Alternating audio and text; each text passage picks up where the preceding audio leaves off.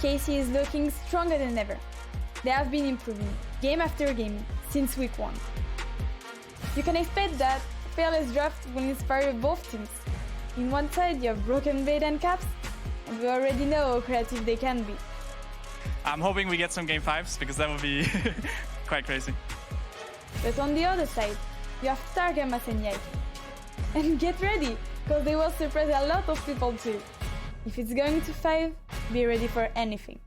Playing front to back with the Nature's Grasp is great, and Hanzama firing away. Caps ends their day. G2, just when you doubt them, they come back in and show you who's the king of the league.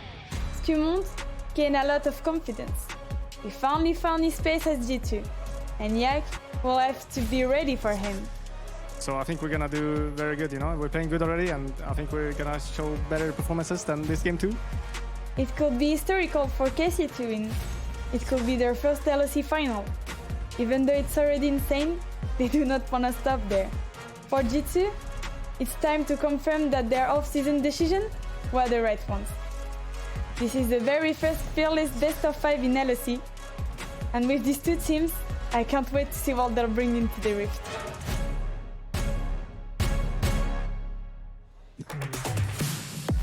And here we go, G2 versus KC, finally best of 5s here in the LEC.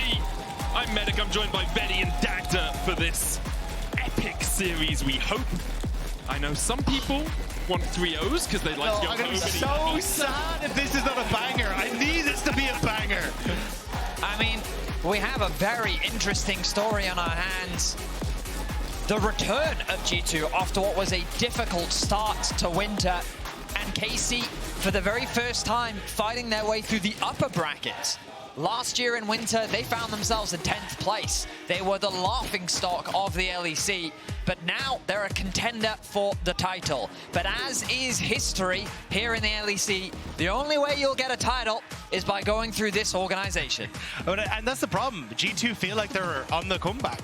The fact that they have all these like unique picks, this cool flair that they can bring out with like the Warwick, SkewMond on the Pantheon jungle has been insane. It feels like we're starting to get G2 of last year, now starting to come back to full strength. Whereas Karmine Corp have kind of been Mr. Consistent, to be honest. Like, there've been a couple of games here and there, but generally they've had solid foundations that they've been playing through, and now they've well deserved this spot on the upper side of the table. They certainly have, and I'm excited to see what they've prepared for us today, because we know that G2 and KC, given they were on opposite sides of the bracket, spent a lot leading up to this point scrimming against each other. And of course this week they haven't been, but based on what we've heard from the players, it's been very back and forth between the two teams behind the scenes, and I'm excited to see what they've brought out today, because they seem to feel very confident in how the other team likes to play. Yeah, and it was actually, I was looking at their solo queue.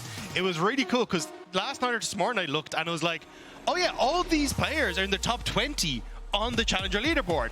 And then like later on, BB just lost several games, slipped right the way down. But these are still two teams that are like at the height of their power when it comes to individual strength. And now it's going to be a case of that coordination taking them that last blow. Yeah, SkewMond's topping the charts right now in EU West solo queue, and because of that, or perhaps because of how well he's played it on the LEC stage, his Pantheon immediately banned out by Karmine Corp. G2 will remove the Ambassador. So there are a few ways of thinking about Fearless Draft, and one of them that we did see a bit yesterday in the LTA finals is just give the opposition their strong stuff in the first game. Like, you lose the first game, cool, you got rid of some of their powerful picks. That's not what's happening here, and this is kind of the more conventional idea behind Fearless. The idea that, okay, this whole series we're going to ban the Caliste, we're going to ban the Pantheon, at least when we're on the blue side. I mean, we saw Fnatic giving away Skarner in the very first game yesterday, just to kind of remove it from the pool in the event that you go the full series. And in a best of 5, that pool is going to shrink very quickly. But so far, it does seem that power picks are going to be taken off the board. Kalista is something we've seen both AD carries thrive on throughout Winter. That's going to be removed on the side of KC. But with Vi alongside that, it brings the question, what is their first pick? So many traditional blue side power picks in the form of Vi and Kalista taken away by KC themselves. Yeah, and that's where I'm kind of looking at it. Do we look at a first pick Ezreal? Do we look at something along those lines? Especially with the Zyra now gone. Maybe jungle the next high priority? Yeah, Maokai is where I'm really looking, right? Such a powerful jungler, you don't really want to give it across. Instead, Azir the first pick here. Vladi's going to pilot that. Will G2 just say, okay, well, Maokai is a possibility for us. I mean, Maokai Ezreal seems great here. The fact that you get this high engage opportunity coming through from the Maokai, and Hans Sama looked phenomenal on the Ezreal last week as well, so I wouldn't be fully surprised to see them go towards it, and it opens up so many possibilities because you're not just locked down to one style of composition when you have the Ezreal in tow. I mean, Ezreal has become a power pick for Hans Sama. For those long-time Hans fans, this may come as a bit of a surprise because, I mean, it's not a champion that we have typically associated with him, but this split has become one of his most successful champions with an incredible win rate on it. Now he's going to get his hands on it once more, and the Maokai, as you both suggested, looking to be the lock-in here for G2. Yeah, so there are a couple of answers you can go to for the Maokai. Sejuani has kind of been the hand trade we saw a lot last year. Wukong, also something that can do relatively well because you can use the clone to block that engage. So I'm curious if that's what Yike would like to go for, and you already have this great setup on the mid-jungle with a lot of CC, plus great team fighting potential. There's always the possibility of a Mel as well. You can play her in the bot lanes, you can reflect that Maokai engage. I don't think it's the best composition in terms of you've already got a lot of AP threats, but we will see if she rears her head throughout this draft. Instead, K'Sante currently the pick for KC, a very strong blindable top laner. Canna very comfortable on it as well, although it will be the first time this year we have seen him piloting the champ. I will say, getting to see Caliste on Varus once again, this man only knows how to click forwards. He plays with nothing but confidence, and the movement that he showcases on this champion is otherworldly. Whether he's playing the poke lethality or whether he's playing the on-hit, he seems to be incredibly confident on both, and I'm excited to see these AD carries match up as G2 looking to round things out with a Poppy. Traditional, old-school comfort pick for them in the hands of Mickey. Labrov likely looking to showcase that same level of strength. I am curious to see what happens now, though, with the K'Sante blind, because this has kind of been where BB has gotten a little bit funky. Like, we saw the Swain come out as an answer to it as well, so I think KC need to start looking at those as potential bans coming into this. I agree with that. I also think there's a very real possibility this Poppy's just going top. Like, Broken Blade very comfortable on the Poppy. We saw him playing it a lot last year as well, and it does work well into the K'Sante. Like, whenever he tries to dash around into the back of a teamfight, Poppy just puts up that steadfast presence. I would say it's definitely been a bit of an EU special, too. As an answer to K'Sante, many of our EU top laners have favored the Poppy in this matchup and have found a lot of success, both domestically and on the international stage. The Corki ban from the side of KC, trying to remove that from the mid lane pool. Double AD carries plus Maokai is a very present, very powerful, scaling front-to-back teamfight composition. And you can see, based on this game one, both teams very much looking towards that front-to-back style of play. One of the things that G2 is likely thinking about right now is side lanes. The biggest strength of Azir that we've seen Caps utilize to perfection is how you can utilize the champ on a side lane, scaling, constant pressure, and how quickly you can rejoin with the group. How is G2 going to answer that? Because right now they don't have very solid options. And the thing was, at the start of the year, picks like the Azir were answered with the Sylas, but we saw that G2 just didn't quite have that coordination. They hadn't really got the foundations in place for this squad yet. So I think with the evolution that G2 have now gone through, we could definitely see something like a Sylas come out for them in that mid lane if they want to. Even the Yone, a potential pick here, especially when you already have that Maokai plus the Poppy taken away. It could be an easy pick up here for Caps. I wouldn't mind the Yone. It does push you a little bit down the physical damage route, which can be a bit tricky as the game goes on. Obviously, Leandri's Maokai a possibility. Yeah, plus, I mean, Ezreal does have somewhat mixed damage, so I think you've got enough flexibility there. Plus, you still got Rumble and stuff that are left open as well for Broken Blade, so plenty of options in this one, but it does look like that Poppy may be going to the top with the Blitzcrank, or Taliyah going to be taken. Makes a lot of sense. We've seen it as an answer into Azir because you can get early priority in the matchup. We did see Jackies over the weekend as well, prioritizing those symbiotic boots just so that you have a little bit more mobility. So excited, it certainly was. But that's why it's so resonant in my mind. Just because of how much additional roaming power you have. And we talked about how we needed to see someone to match in the side lane. Taliyah is a great champion for that. Looks like Sejuani is going to be the lock-in here for Yike. Long-range, non-committal engage, so powerful, especially when you have the Chain of Corruption, the Emperor's Divide follow-up.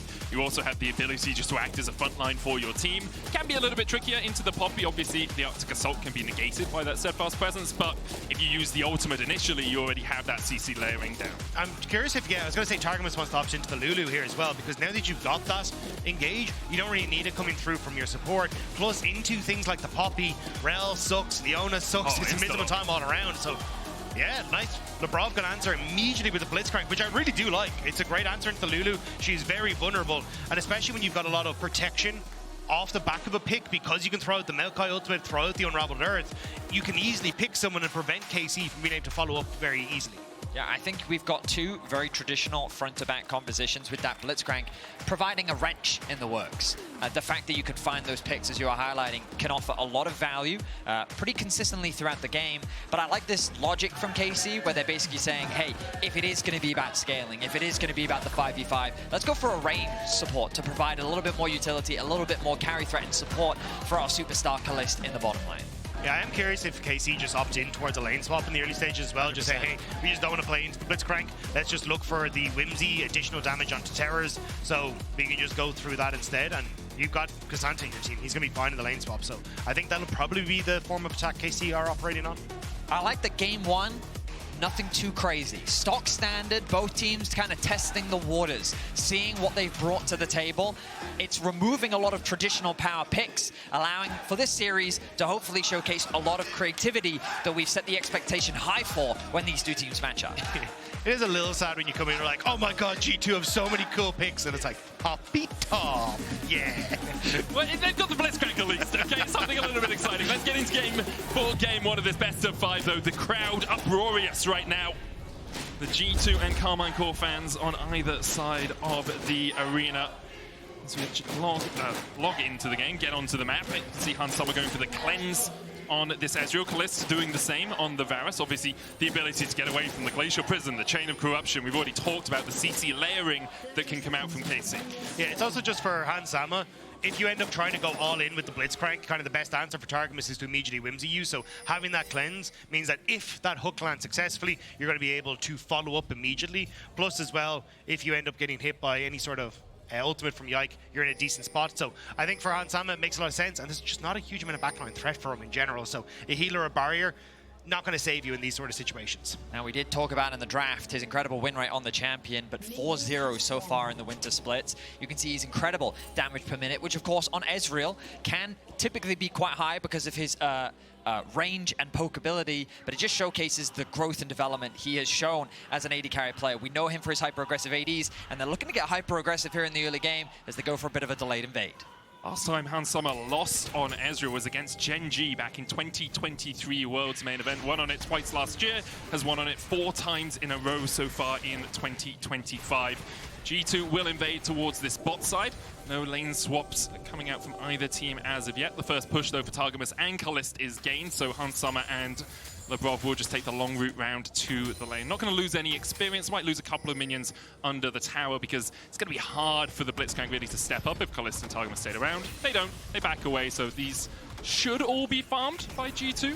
Yeah, they'll be fine. They'll be able to pick them all up, and then I think it becomes a case of, as this wave starts to push out, can KC kind of successfully lean that towards their tower? The shorter wave going to be the shorter lane going to be nicer for them when you're against the Blitzcrank, but they're just going to continue to push, so looking at least to try and chip away in the turret, but have to be careful that Blitzcrank doesn't hook you underneath the structure. Now look at the pathing we're getting from the junglers. Yike starting on his wolves, moving down towards his Krugs, wanting to be able to clear out that bot side of the map. And Nice hook from Labrov onto Targamas, but the power of the Lulu, especially in the early game, is if you don't have enough burst, she just help-pixes herself, puts a shield down. It's really hard to trade back in. It's also the bone plating coming in a lot there, so Targamas not having that means that then he's going to be a little bit more vulnerable, but you have to land a second one to really take advantage of that. Whereas Labrov in this matchup will be going off of second wind, so definitely going to be looking to heal up over time in this sort of situation. I do want to come back to that point about pathing though, Vedi, because as you said, Yike went wolves into his Krugs. What that does is not only mean that SkewMond has to back out of that side of the jungle, otherwise he's going to be, fought in a 3v1. Caps here has to flash away from Yike, but it also means that his bot lane can play a little bit more aggressively because they know that SkewMond isn't just going to come back through the tri-bush and actually gank them as they push up that lane. I mean, Caps was pretty aware of where Yike was likely to be because they saw him thanks to that early ward pathing towards bot side. Ooh, flash hook, Caliste gets hooked. He's only got the cleanse and he doesn't have a hope of getting out. Doesn't burn the summoner. First blood to G2. A nice punish in the bot lane, 2 versus 2. Caliste, he doesn't respect Flash, and he ends up paying for it with his life. I mean, Labrov has been known for these hook champions. It was a Thresh in the past, and now popping off the Blitzcrank. G2 off to a phenomenal start in this bottom lane. I mean, as you rightly said, Labrov last year when he was playing on VDS, Rel was a champion that he often leaned toward, but Blitzcrank was another one that he showcased phenomenal performances on. and he's off to a good start here. The G2 bot lane finding G2 their first early gold lead. And Labrov was 6-2 on Blitzcrank last year. It had an absolute whale of a time on this pick. It was more situational, as we see here. G2 leaving the last pick for their new support. I think now, though, it puts KC in a really uncomfortable spot, because if you want to try and commit towards, say, the Void Grub contest, Lulu's so vulnerable now with that flash burn, so Labrov can try and play for picks on towards Targamas. So I think for KC, you can see they're way more passive now. I don't think they can really contest G2 on the map if they're trying to bring supports into the equation. Love what SkewMond's been doing in this early pathing. He started on the enemy Raptors thanks to the delayed invade. He did a bot side clear into full top side clear. He conceded the top side scuttle after Yike forced a flash out from Caps and he needed to go back to base. And then he moves back bot in time for the Raptors respawn, so he can just stay that bit ahead of Yike. You can see he's about to tick over to level 5. The Gromp is spawning as well, which means that bot lane could be a prime target for a gank. No flash available on Targamas, and Labrov primed and ready to set up for a play. Yeah, having that Hex Flash makes it so easy to try and go for. So, yeah, I wouldn't be surprised. And I think that's where you're kind of seeing Yike now immediately moving down to try and cover this on the bottom side. But they need to crash that wave, and I don't know if they're going to get it in time. We'll have a look down there in a moment as the TP comes out from Canna towards the top side. They will be able to crash the wave in time. Wouldn't be surprised as well if SkewMond, you know, just wants to cover this, then go Gromp into his own wolves, into his Razor Beaks, because as much as stealing away camps is good, you also want to be making sure your jungle is on a cycle, right? You want to keep getting them leveling up, and it gets you towards the grubs as well, which are going to spawn in about 30 seconds if you path up towards that top side. And the timing right now is still good for KC, and because of that push in the bot side of the map, they're able to rotate up towards mid. Grubs is going to be that point of contention. Labrov is here to match as Hansama catches that bot wave. Small XP advantage on the side of G2 as SkewMond halfway to level 6.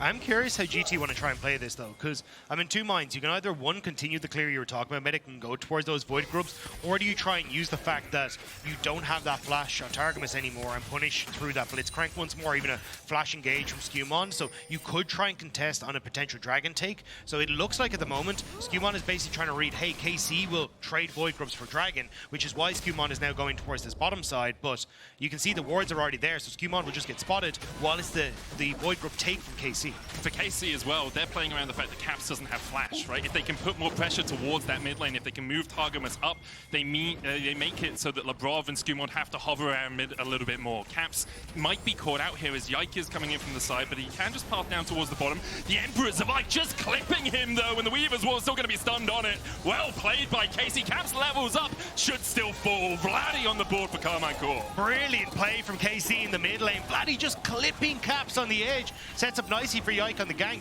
Now he can return over to those Void Grubs as SkewMond finishes off the Dragon. The former G2 jungler sets his sights on his former teammate by working with Vladi to punish the flashless Taliyah. They equalized the kills, the gold relatively even. Not all of the grubs was secured. We'll see how that impacts the rest of the game, because it does, of course, delay the second spawning of the grubs. G2, they set their sights on the bot side of the map for now, but let's look back at this play. Yeah, you can see Vladi just barely gets in on towards Caps, and then Caps tries to go for the wall out, but you end up getting locked down by Yike. Can't really escape the level up. Puts a little bit of distress onto KC, but it's nothing too hard. Didn't really matter. Vladi still had flash if Caps had got any further away. Nature's Gas coming out from SkewMond, but look at the damage ready onto Labrov. Caliste with the cleanse away, almost got Labrov in the end. It's Targamas that falls. Caliste was a gnat's whisker away from killing Labrov. They almost get an even 1-for-1. But G2, they make the execution happen. They find themselves another kill, very much directed towards this bot side of the map. It seems that G2's game plan is play through the strength. G2 have already found a 2v2 kill on that bot side. Keep attacking it. The flash from Targamas not quite available. It's about to come up soon, but they're able to find that small pick, and they'll extend their kill lead that slightly bit further. Yeah, I'm now curious as to what G2 want to try and achieve, though, because you're in a position where those Void Grubs are still up and available on that top side, and you kind of want them to cycle so you can actually look towards the next ones, but KC never finished them off, and I don't know if G2 realized, because you should hear the kind of roar. Have been slain, yeah, but it hasn't come through, so nobody really paying attention to it. And there is also the argument just to leave them. If you think you have bot pressure, if you're playing well through bot, you can just play for the next Drake. Yes, of course, if you can take extra advantages, that's beneficial, but if SkewMond thinks he needs to spend his time around bot lane to continue to punish Caliste and Targamas in this 2v2 or 3v2 when SkewMond's there, perhaps it's better just to leave the grubs up. Yeah, and I can see that. I think it's just when you're in a position where you have now fully covered your bottom side of the map, giving them a bit more turret-taking possibility is always really nice, especially when you want to try and keep playing around this bottom side. And in an awful lot of situations, KC will have decent wave clear coming through from Caliste, so I think having the extra chip damage is nice as Vladi. Oh, the Unraveled Earth just getting Vladi with the stun there. Caps can put a little bit more damage down. You can see that Targamas is just waiting around the corner. Will shield up Vladi. It was very close there. Vladi almost had another Emperor's Divide on the G2 mid. Yeah, I mean, I think he made the right call in that he didn't want to get knocked back. The most dangerous part of that play was him being under tower range. Caliste has no summoners. He's stepping into darkness there. That was greedy from Caliste. Summer and Labrov punish him rightly. He didn't have anyone on his side of the map and didn't know where Hans and Labrov were. Yeah, I mean, the big question was, what was the information shared on Labrov? When was the last time that he was spotted? Because I think his game plan there was just, I'm going to ward the Tri-Brush. Yep. You know, I'm not doing anything too crazy, but he definitely didn't expect that. Ends up giving away a kill. 0-2-0 now for the AD carry of KC. And Hans is huge. Like, we're already highlighting how good Hans has been on this Ezreal pick. Then you start off with 3 kills to boot as well. Triforce now completed. This man is just going to take over the game from this position, and it's now on KC to figure out how the hell you're supposed to deal with them. And I don't think you have the threat on us. Yeah, and this is the battle we've been looking at coming into this week. The AD carries Caliste, this rookie superstar whose name has been around the scene for the last few years, now finally making his debut on the LEC, getting into this upper bracket final. Hans Summer, who's been around for so long, but has also sometimes been maligned by fans saying he's not as good as he should be for G2. This year, having a stellar performance, especially on the Ezreal. Hans Summer has just been extremely solid for G2. But that should take nothing away from Caliste's. Labrov sets his sights on Caliste once more. Caliste just hasn't got an opportunity to actually go He's at his own base! It's just harassment. That's all Labrov's doing, trying to make sure that Caps can come in as well. The flash over the wall, wild growth onto Caliste. There's too many wards on the blast cone, and Caliste can't auto it. Caliste can't get onto the map! The man is just trying to run back into his own base, and G2 found him, but Caps now may not be safe. Does have the flash away from Yike, looking for the permafrost here. Vladi coming in as well, he's hooked away. Caps starting to walk away, but in the end, Vladi's soldiers will secure the kill. And the battle between these two teams right now is Camp Caliste and Camp Caps. Yeah, they're really trying to pick on the stars of the teams. And to be fair, for both sides, it's working, but G2, they're getting a greater gold lead out of it. Look at this Ezreal, a 1.5k gold lead. Trinity Force finished 11.5 minutes into the game. I mean, Hans Summer is just so strong and is in a prime position to carry. And I mean, Caliste, he's just been the target from G2. I will say though, like, look, Hans definitely the big lad on the Rift, but Vladi's not that far behind him. 2 kills himself, Nashor's Tooth now completed. Like, this Azir is also going to hurt, so you still have to be a little careful as G2, especially as Caps has been repeatedly the focus of this camp. So you still need as G2 to keep your mid laner safe. Otherwise, this Azir can be in a very similar position, especially as we look towards Dragon that's about to spawn. You can see KC starting to move on towards this mid lane. They want to get pushed and start to drift down in towards that Dragon. Look for some of these opportunities. Although it was a long time ago, remember back to the first game of the split, it was Vladi on the Victor that really carried Karmine Corp against G2 in that matchup. Now he's in a very strong position on this Azir, as you say, 773 gold lead, now extending over 800. Second Dragon on the Rift. G2 are looking for it. The grubs were taken earlier by Karmine Corp, so these will respawn in about 2 minutes' time. G2 obviously will have pushed through bot. Karmine Corp trying to group up around mid to get prior of their own. And that's the big problem here. Caliste can't really get access over towards that river because he doesn't know where the Blitzcrank is. And also there's a lot of vision that's set up in that little bush on the bottom side, so they'll have full information. So KC just have to give this. They can't really compete when Caliste is so separated, even as the reset, in case they look for Dragon immediately to a bot side play. And remember earlier, we talked about the consequences of delaying the death of the grubs means that G2, after securing that second Dragon, will be in a position to contest. They're going to secure this bot tower for now. KC wisely path away from it, knowing that there's not much they can do. Instead, they set their sights on Broken Blade. All out from Canna. Broken Blade looking for the steadfast presence, gets the root, or the grounding at least on Vladi, stopping him from his advance. It will be the feats of strength to G2 as they take that bot lane tier 1. And G2 are going to be, well, they're going to be delighted with it, right? Like, you've now successfully won the battle between Azir versus Ezreal. Ezreal's going to be able to get this top lane, or bot lane tower. You then shift him up towards the top side. Broken Blade has already done good work on that and receiving 2 plates as well. So suddenly you're in position for all of these objectives as you need to. So at the moment, KC trying to answer on this top side, but here comes the Ezreal ult. True Shot Rush coming out as well. Look at the CC on Caliste. He does have flash and he has the cleansing, he has a wild growth, but it's not enough to save him. Caliste a little bit overextended as Broken Blade pounces. Uncharacteristic misplays from Caliste as G2 find another kill onto the AD carry. 0-4-0 now for the Varus as G2 continues to grow their lead. It's G2 in playoffs. Didn't look so hot for them in the regular season, but they are coming in full swing in this playoffs, and KC unfortunately feeling the exact same way that Fnatic did in a lot of their series. Now in a position to continue back out onto the map. Void Grubs in just a moment's time. G2 can try and play towards that, or even start to again just shift people up towards this top side and look for the turret tick there as well. And of course you look at the bottom of your screen and you see a 2.2k, 2.3k gold lead in favor of Hans Sama, but really the star of this game has been Labrov. 100% KP on one of his go-to champions, a player that had a lot of question marks surrounding him upon his arrival into the roster. But here, in this best of 5 game 1, he's having a fantastic performance. Justifiably had a lot of questions around him as well, I think. Like, he didn't have a great start to Winter, nor did G2. Targamas, on the other hand, has actually leveled up substantially from where we saw him last year, especially with him teaming up with Caliste. It's a duo we've been expecting to see for a while, ever since Caliste was announced as coming up to the LEC lineup. And I think a huge amount of that conversation for both sides has been how do they interact with their junglers, and I think that's where Targamas has leveled up incredibly well in the mid game, working with Yike, looking for picks, looking to try and get vision control down. But in this sort of situation against the Blitzcrank, they're always going to win out in that 2v2, and it's really hindered what has been kind of a shining light for KC in their mid games, which has been this duo working together.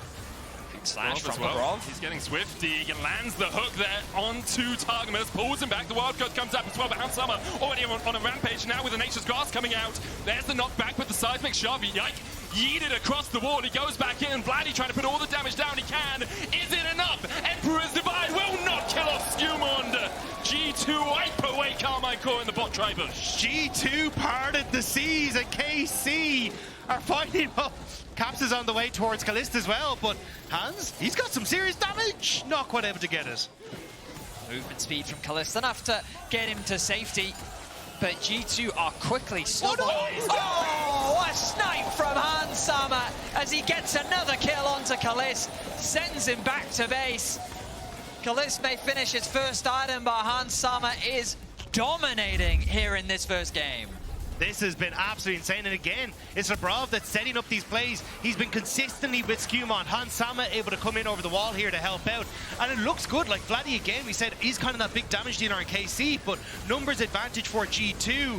And G2 do such a good job of playing around this Emperor's Divide. He wants SkewMond, but watches Vladi goes in, tries to send them in, but the Hans Sama arcane shifts away, Caps with the flash, SkewMond with the twisted advance. Everything misses there. It's also the setup from the twisted advance. You go in with it, seismic shove immediately afterwards. Like, the CC chaining from G2 in that fight was sublime. Caliste, in the end, burns the flash to get away from the slow from Caps, and then Hans Sama's like, well, can you dodge this? He's hugging the turret, which makes it even harder because you can only step up, and the True Shot Barrage is always going to connect. Really putting the CC into Camp Caliste this game. Yeah, Camp Caps is all about CC.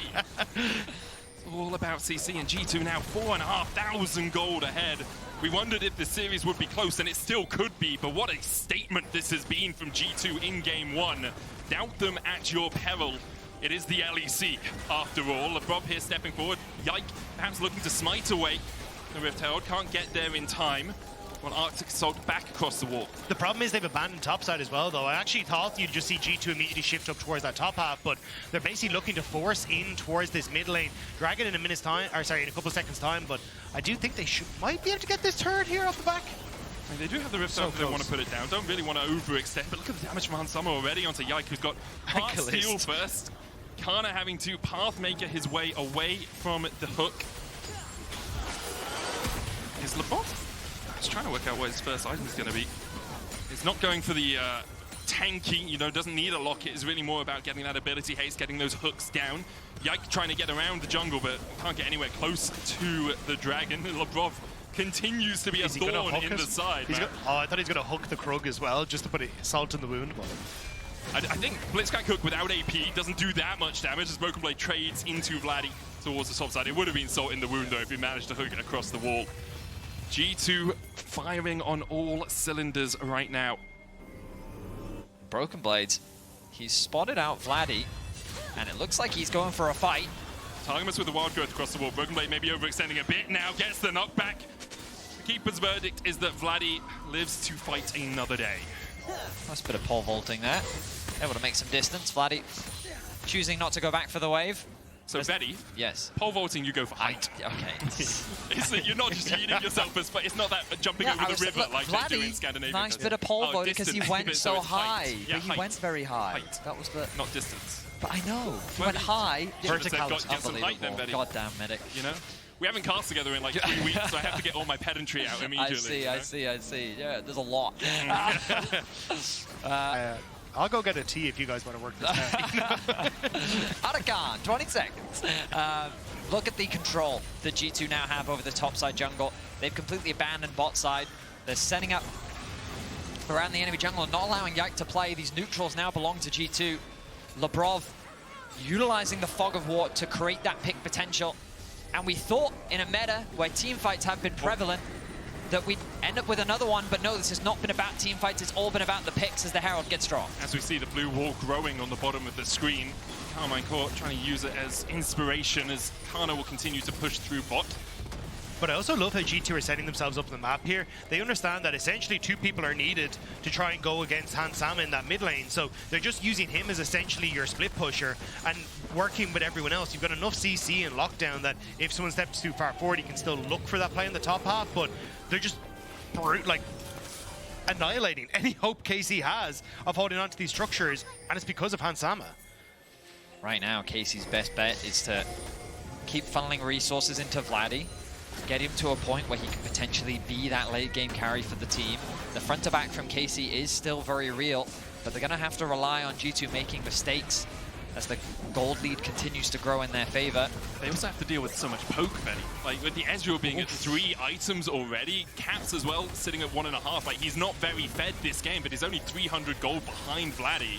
It's going to be so hard for Karmine Corp to actually play a front to back because their front line's going to be gone before they can even get to G2. But I don't even think G2 have to take the fight. Like, trying to play these lanes just sucks as KC. Because if you try and go for the play on top side, okay, cool, Labrov speeds himself up and looks for the pick onto Targamas like this. Targamas has flash. There's a Weaver's Wall coming out, and with the Twisted Advance landing, I don't think Targamas is going to have a chance to flash. And that's, as I was saying, KC try to make the play on top side, G2 immediately go for the straggler that's trying to make their way to the top side. If you try and go onto the mid lane, well, you always have the Taliyah that can ult in towards the mid lane. Like, there is no winning in this situation as KC.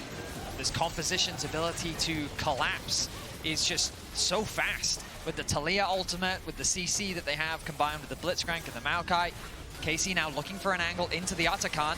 And Yike steal it. He's done that quite a few times. SkewMond Mikhail's immediately by Labrov. Yike trying to get in here, but Broken Blade's going to keep him at bay. The Atakan secured, and now the fight's life on G2. Chain of Corruption hits Cats down towards the bottom side. Yike's still tanky, but he's knocked back into the middle of G2 once again. The all-out coming out from Canna. He's knocked back as well by Broken Blade. And Karmine Corp dive in, but find no way of getting out. TP behind as Broken Blade's looking for the flank, and Labrov's looking to send Vladi 6 feet under. BB now on the flank. Caliste has the flash. Targamas has one of his own as well, but isn't going to get the chance to use it. BB's still chasing.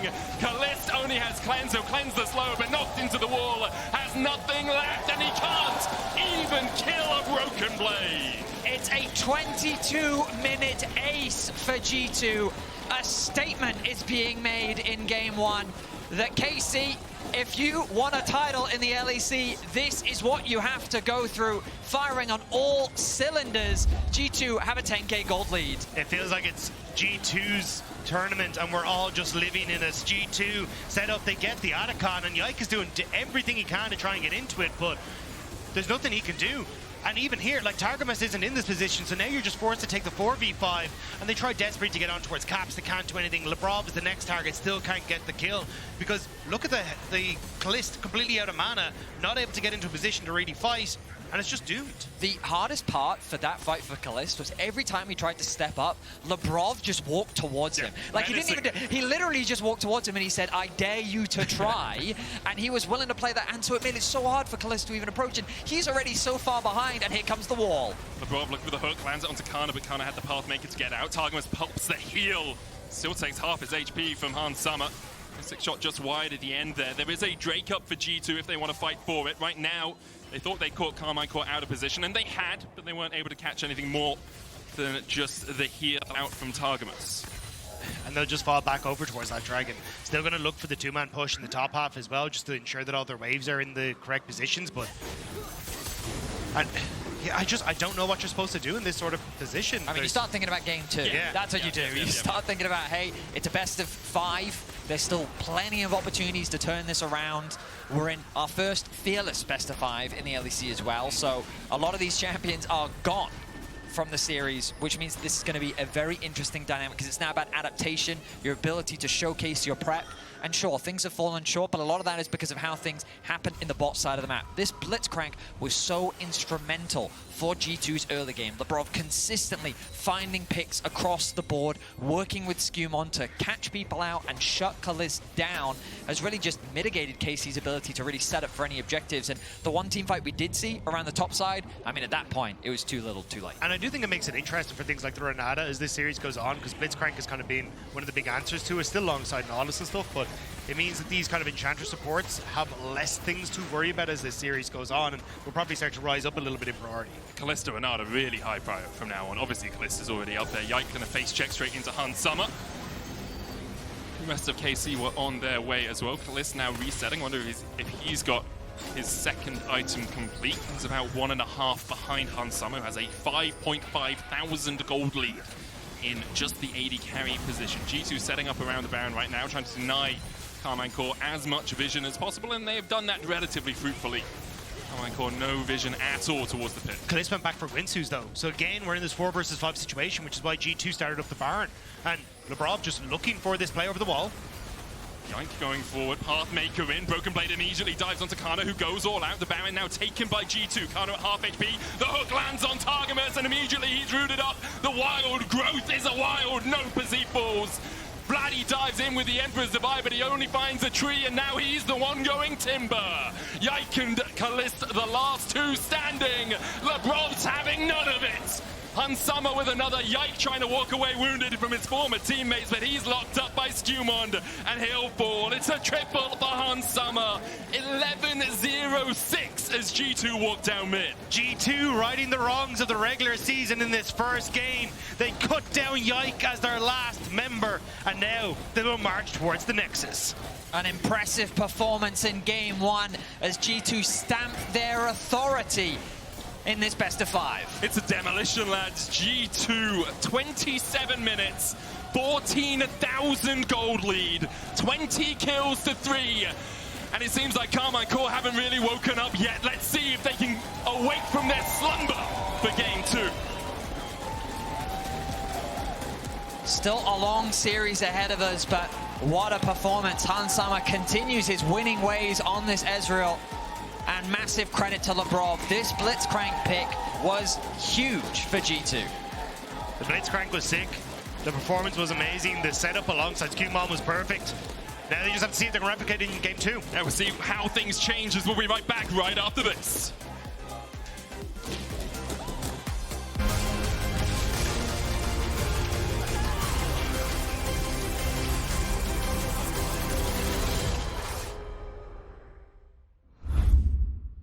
He doesn't like that. Look at him, he's a good boy, but he don't like that. Maybe we could play some A-rounds or something like that. I mean, this is map, right? New tower, new objective.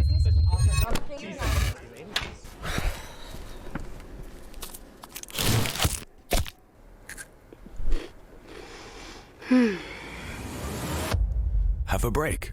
Have a Kit Kat.